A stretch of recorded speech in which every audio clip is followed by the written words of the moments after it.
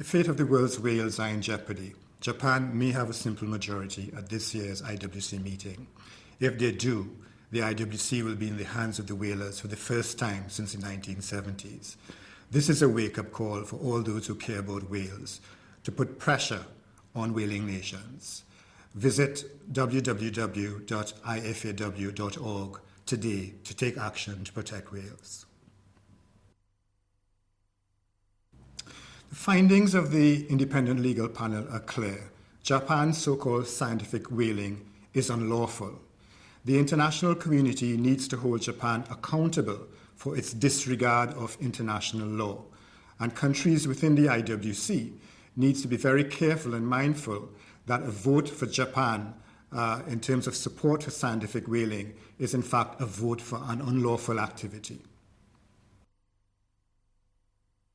Japan has been involved in what they call a vote consolidation program for years. They have been trying to get a majority within the IWC. In doing this, they have targeted small developing countries, particularly countries within the Caribbean and the Pacific.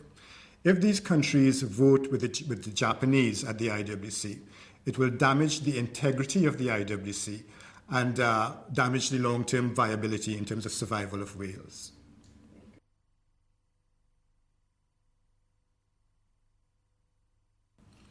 The whale watching industry in the Eastern Caribbean generates more than $10 million annually.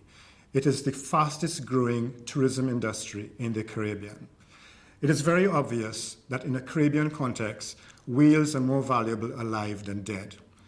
Policymakers therefore need to promote the whale watching industry rather than support the harpooning of whales, which will jeopardize the long-term viability of this sector within the Caribbean.